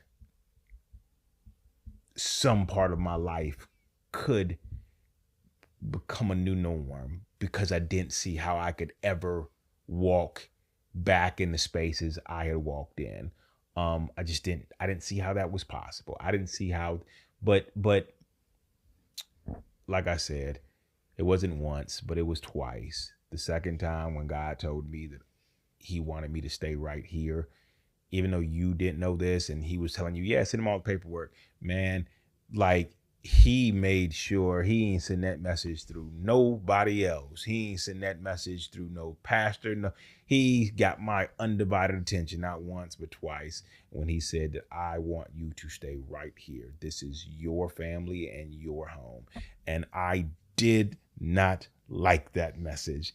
Matter of fact, to the point where the second time he said it, I broke down, man. I fell apart. I was like, God, why would you do this? Like, why would you do this? You're supposed to be good. You're supposed to be a father, and you want me to stay here and what? Get beat up, get jumped, be a shell of a man in a home where everybody's just like, this dude right here was an unfaithful father and husband, and now he has to stay and wear this scarlet letter for the rest of his life. Like, I was like, man, this is gonna be ugly, God. Just let me go. And then over the next, so of course, when you said you dealt with a lot of how I was acting, it was because I was angry, and I went through a lot of anger with God to say, I'm giving you my life, so why are you doing this? Why are you asking these hard things of me? Why are you asking me to come clean? Like, why are you doing all of this? It's funny you say that, though. What I later learned was on the other side of that encounter that you had, where God basically told you the second time. Harley and I were out of town when that happened. We had gone to the beach with for my nephew and niece's graduation trip. And I remember we were only gone for like 2 or 3 days, and you did not call. You barely text. I don't think you'd call. You didn't text or nothing. And I was so angry. So I was like, you're not even checking on Harley, nothing. And I remember feeling some type of way that you didn't make sure, because we left like at 9 o'clock at night. I don't think we got there till like 2 a.m. Like, you didn't check on us, nothing. And I remember being angry. Did I have a right to be angry? Probably not. But, I still was angry. Yeah. And I remember feeling very, very much in my spirit, like, do not text him. Do not address it. Do not ask. Eventually, by the last night, you did call Harley and you talked to her. And I mean, we were during this time, you and I were cordial. It wasn't like we were like, like ice cold. Right. You and I were cordial. We would talk or whatever. So it wasn't like it was unheard of for us to have communication.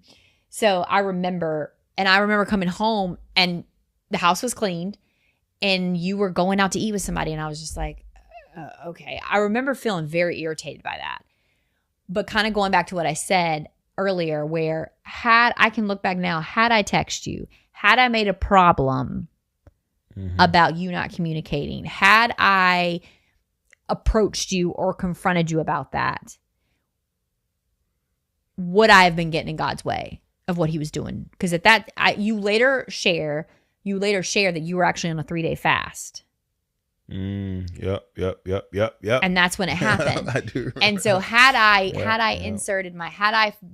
allowed my feelings to do what God had explicitly told me not to do, because I felt like I was owed that. Because to a degree, I could say I probably was owed that. Like right? But at the same time, I would have been getting in the way. And would you have been clouded by my reaction and what I had said or whatever had gone on between you and I, that you couldn't hear God or that you weren't even focused on God?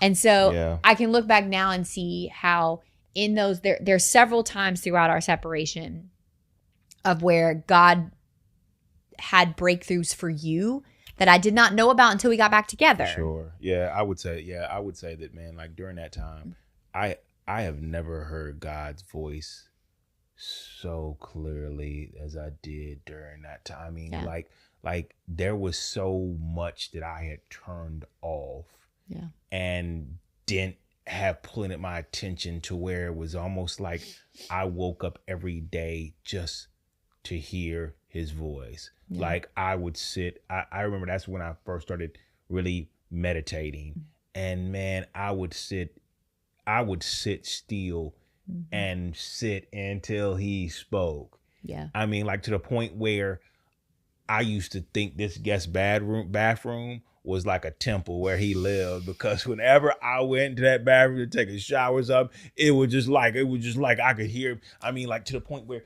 this room, this podcast room and bathroom was like the space where I heard. That's why we turned it into a guest bathroom / prayer room, because I felt like God spoke the loudest in this room, to the point where even like the God's glory and men's real stories. Never my idea. That idea came when I was walking into this room. Yeah.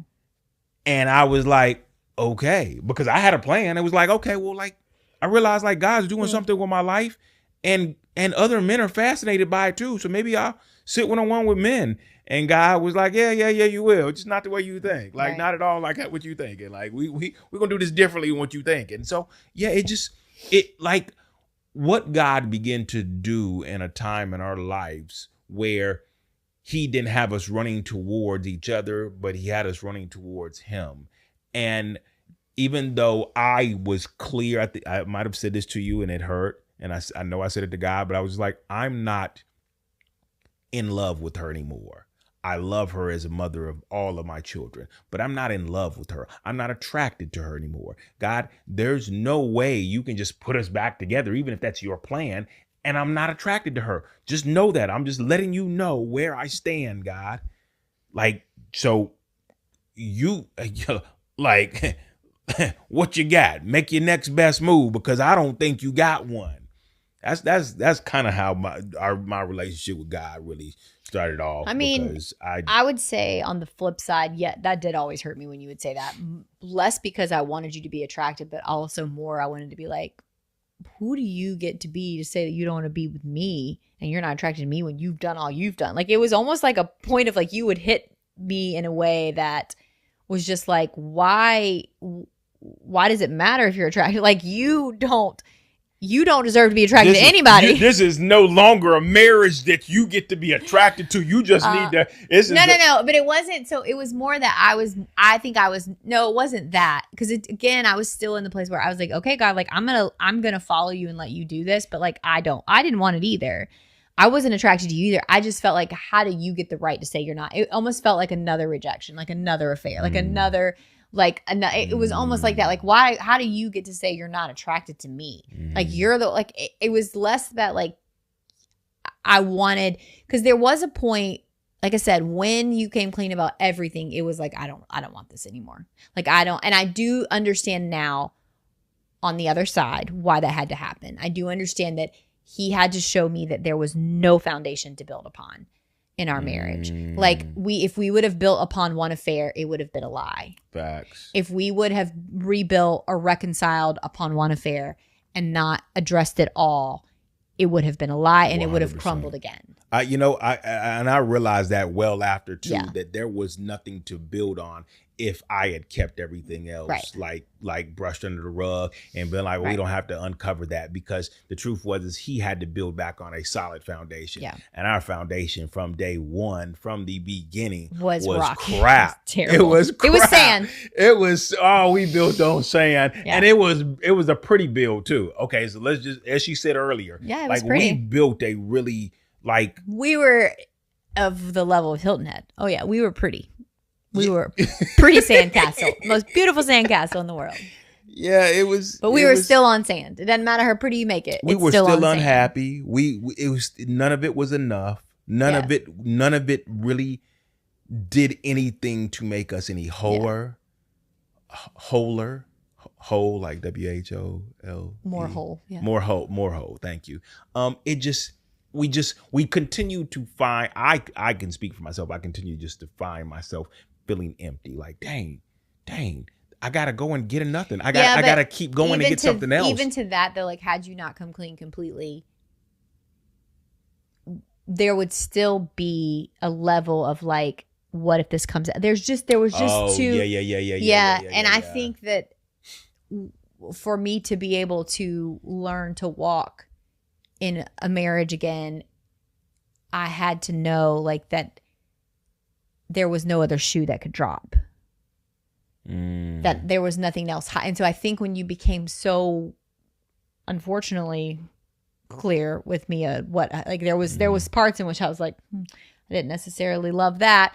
Could have done without that detail, but I think that there was a need for that so that I could eventually get to a place where I would allow God to because I think that for a long time, I think I blamed you for how long not for a long time, but a lot of the reconciliation. Well, he just won't get on it. But I think God was trying to had to soften my heart because I was so broken and so hurt. Yeah. And he had to soften my heart towards you. Okay, so I'll say this. The sad part is that it wasn't just you. It was that I had a hard time for a long time looking in the mirror, knowing that there were people out there that I hadn't at least said, I'm sorry. And I'm sure there was also moments where you were like, who cares about them? That actually used to really get upset. I used to really get upset with that because I felt like you were more concerned with how you had hurt others than the person than me. Listen to me. I really wanted to, like, remember I told you I hated me, but slowly as God began to lift, I still had a hard time looking myself in the face and knowing how much I had hurt so many people, not just you, but like so many other people. And there was a season where I'm sorry. I don't know how else to tell you, like how bad, how ugly, how ashamed I am. The difference was for me, well, not the difference, but I think where I hated hearing that was more because it was like, those people are not having to live with you in the same house. Those people are not having to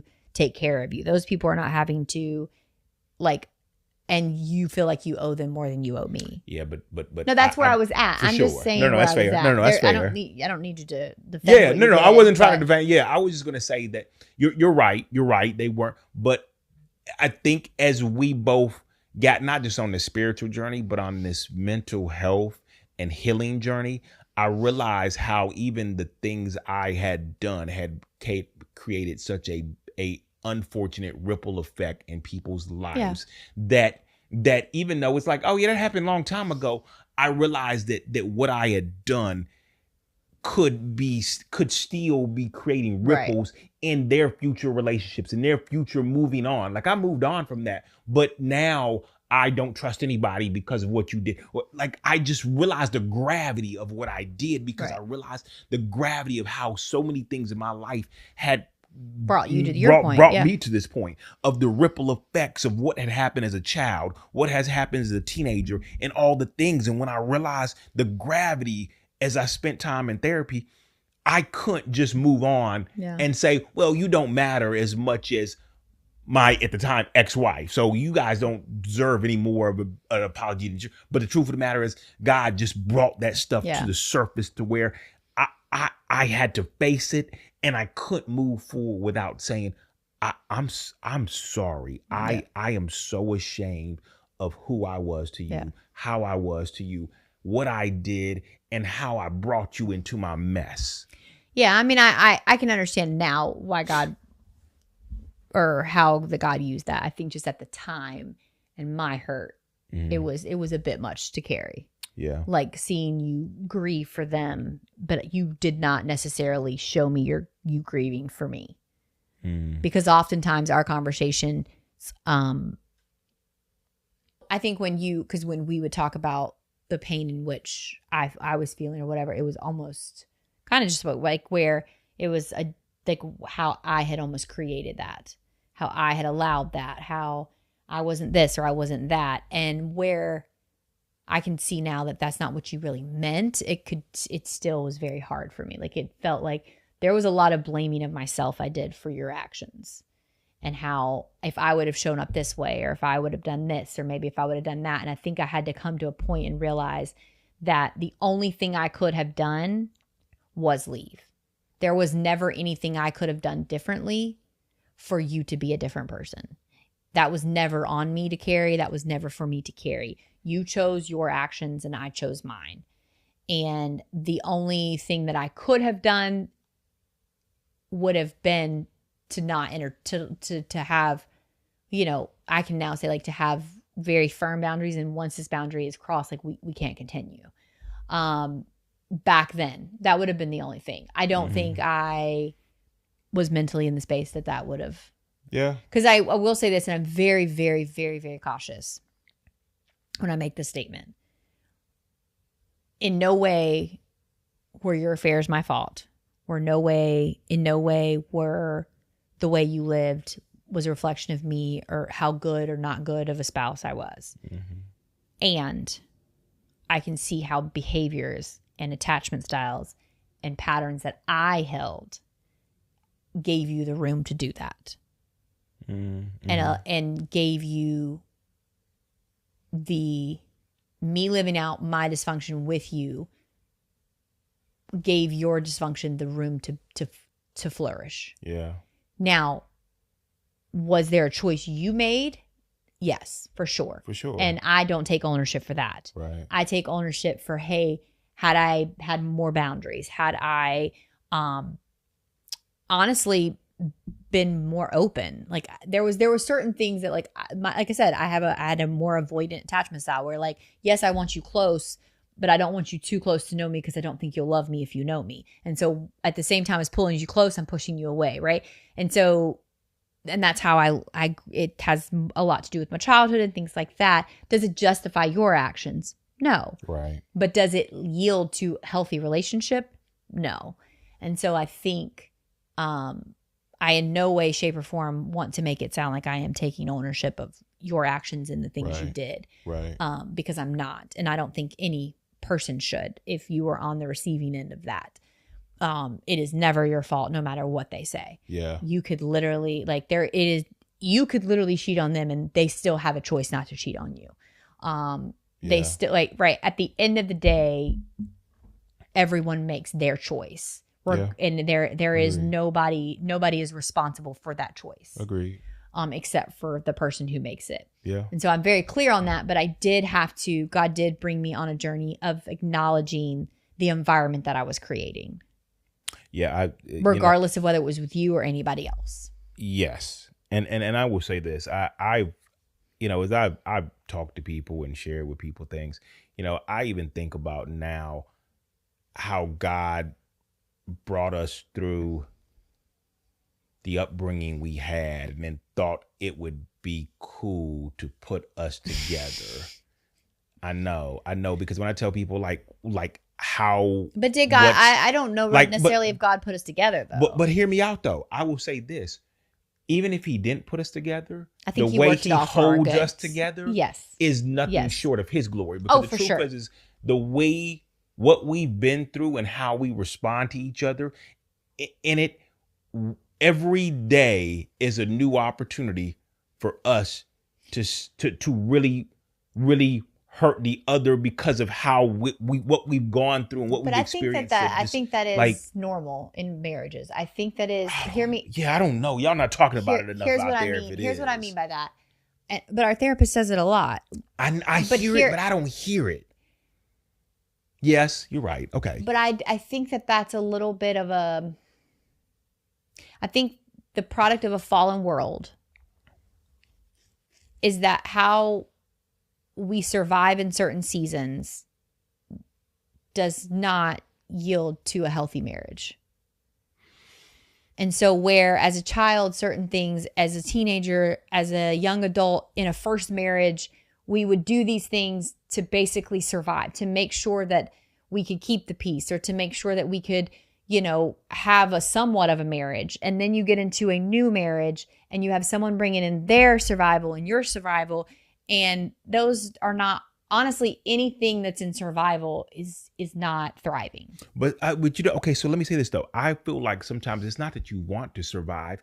It's that, and we realized this recently, in that sometimes certain situations arise where it taps into a trigger point of like young. I've told you, I feel like little boy Robbie, and I'm like, oh snap, yeah, and I don't like it because I immediately recognize it. But it's like, but I think that's for everybody. Like you don't go back to a survival pattern. You go back to a survival pattern because your brain is saying, hey, help, red light, help, this is how you get out of it. Yeah. This is how you survived in the past. This is what you do. Yeah.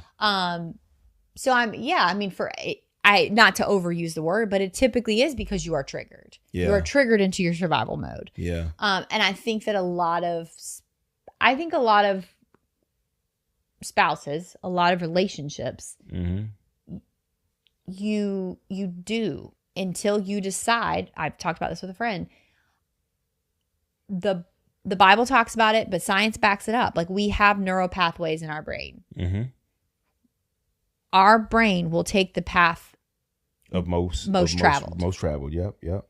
If we want our brain to take the path of less traveled, we got to carve it out. We have to work through that. Yeah. And eventually that old pattern, that old survival, that old reaction will get overgrown and our brain won't go there anymore. It was you who told me one time, it was like building a new path. You having to chop down the trees. And if you walk through it enough, eventually you have to consciously want to do that. Yeah. You have to consciously want different. And I don't think you can do it in your own strength. I truly believe when we're talking about renewing our mind, it's making new. We're making new pathways. We're making new responses. God is leading us in a more Christ-like response, or a more, and when I say that, I don't mean that, I mean like in a more perfect response. Outside of a fallen world, not perfect like being perfect, but a more like outside of a fallen world, this is how he would want us to respond. Yeah. And that's what us walking in Christ and being made new is. Yeah. And so I know that I sometimes do think that because we are more willing and we have gone through what we've gone through, we are just more, we'll say open, or maybe just more willing to talk about the hard things. But in the people I've sat with, in the marriages I've in the women I've sat with, not men, and I hear survival. I can literally hear it in what they're saying. Yeah. And I'm not going to call that out to them unless God prompts me to. And a few times he has, the Holy Spirit's prompted me, but I do think we are all operating when we are triggered from an unresolved, or even let's say it's been resolved, but we haven't learned a new response. Yeah. When we're triggered and we haven't learned a new response, our brain takes the path of least resistance. It's going to every single time. The one that knows best, the one that remembers, the one that it knows, hey, that kept you safe. It's not so much that it's protecting us. It's survival. 100%. If you needed to disconnect when you were a child, if you needed to dissociate so that you could survive what you were going through, that got to a degree that saved you. Yeah. Because had you connected all that, had you felt all that, it may have become too overwhelming for your body to handle. Now, sometimes I would say that sometimes the patterns and the way in which it either distracts you or takes you away or takes you out of that can sometimes knowingly be unhealthy. It can, like the truth is that a lot of the things that I did and the ways in which I sought attention outside of this house were paths that I had traveled so many times that it was just what I knew. And the truth of the matter is, it was less about survival. It was just about repetition for me now. It was just about I do now. But I think it does become, no, it becomes, this is who I am. Ooh. We hear that all the time. Like, this is just who I am. When I get angry, this is how I act. This is how I sound. This is what I do. This is just who I am. And it is who you are because you continue to travel that. If you want different and you want to be different and you want it to be different, you have to take a different, when you feel that this is who I am coming out on you, you have to stop and make a conscious decision. That's not who I have to be. But you know what? I think the scariest part is when you agree that this is who you are, because you hear from you hear around you so much that, man, this is just what we do. This is what we're going to do. Yeah. And so you eventually agree and you live it. Mm-hmm. And so now your conscience is not even fighting you to say, hey, look, what you're doing is wrong. Now your conscience is like, that's just who you are, bro. It's not wrong. It's just survival. It's life. Yeah. And I think that what you say it, you've said this a lot of times. My sister sent you that. When the pain of staying the same is greater than the pain of change, that's when we change. Yeah. Yeah. And I think that's what our entire... your sister. Okay. I've said this before in another episode. Man, when your sister shared that with me when I was just in the fall, that was probably one of the greatest lights that was ever turned on for me to realize that I was sick and tired of staying the same. I could not stay the same anymore. And so I realized the door to staying the same, I had to walk through the door of change. That was the greatest thing she probably ever shared with me that I needed. I needed that. That was good. Yeah. And even, we did eventually reconcile by the grace of God, honestly, by his hand. And it's so funny. I tell this story. It was not a magical Hollywood moment. It literally was so anticlimactic. Nah, point, it's not even worth telling. It's so I don't mean it like that. I just mean like it, because I think even in that moment, God wanted us to know, like, it's me. Yeah. It's not some feeling. For sure. It's not some big production. For sure. It's me. Yeah. And the crazy thing is, I want to just say this. God can the way he transforms things in your life, he transforms your thoughts, he transforms your life, he transforms your heart. And even those who are hardened like me, who are like, I am not attracted to this person, he can transform the way you even see people. He can transform the way you've seen people. He can transform so much if you'll give him the opportunity to. Now, you can stay hard and you can say, hey, look, I'll never, and that's cool. I did. And know that there was a time where he transformed how I saw her and how I begin to approach my entire life. Like to the point where everybody in my life begin to see it. So yeah, I think that oftentimes, I think this is so he shows this to us in so many facets, right? With fitness, with education. It's funny how like the everyday things of life is God. Mm-hmm. It's little by little. It's change by change. It's pivot by pivot. Like, it's not this poof, like you're changed. Right, poof. right. And I feel like that was very evident even in our restoration. I think it's even evident in our marriage even now. Like, we're not some whole put together marriage that doesn't still face issues. Oh, it's a little by little. Yeah. And so I think it's just to kind of a little bit bring it back to kind of what you said at the very beginning, where people were like, do you feel like this is strengthening your marriage? Mm-hmm.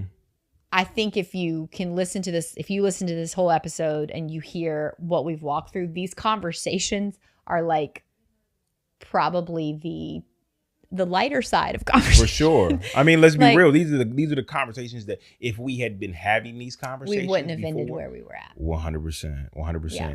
And so I think that's the piece that heart. a lot of people didn't understand when they started to say, well, man, I mean, I don't know, it's a little uncomfortable. And yeah, it can be. Yeah. It can be. But I think that when you understand the things we've struggled with, if it hadn't been for conversations like this, if we didn't begin to have conversations like this, that were prompted by God. Yeah, we would just be assuming. We'd be writing the story for her. I'd be writing her story. She'd be writing mine. She'd be making assumptions about what I'm feeling and what I'm going through, instead of us saying, dang, I don't want to ask her this. Dang, like I don't want to tell him this, or I don't want to have this conversation. Like, I think, and I'm just kind of hitting me as we're talking, I think that our conversations and our journey through restoration really showed us what was necessary. Right. For us to build a godly marriage. Yeah. And it's not, I mean, Paul writes about it. We read it all the time. The road's not going to be easy. And I think we say those things, but I think in the back of the mind, we really believe it will be. It goes and out it's the, not. Yeah. So yeah, that's us. And that is why we don't have the answers, because the truth is, exactly and that is why we don't have the answers, because when you've been through this journey, you realize, man, you ain't qualified to have no answers. We ain't qualified no more to have answers, but God qualifies the called. And when he called us here, he qualified us to speak into situations that are going on that we don't know Yeah. about outside of us, that are going on around us, that are going on amongst our friends, and that are going on with people that are listening to this and living out their own lives, their own relationship, their own marriages. Realizing that God is not someone who just wants to see you on Sunday and wants to do something for your life so that you can turn around and give him 10%. No, Yeah. he wants to transform all aspects All of of your it. life. He owns it all anyway. You're not giving him anything. It's already his. So much of what we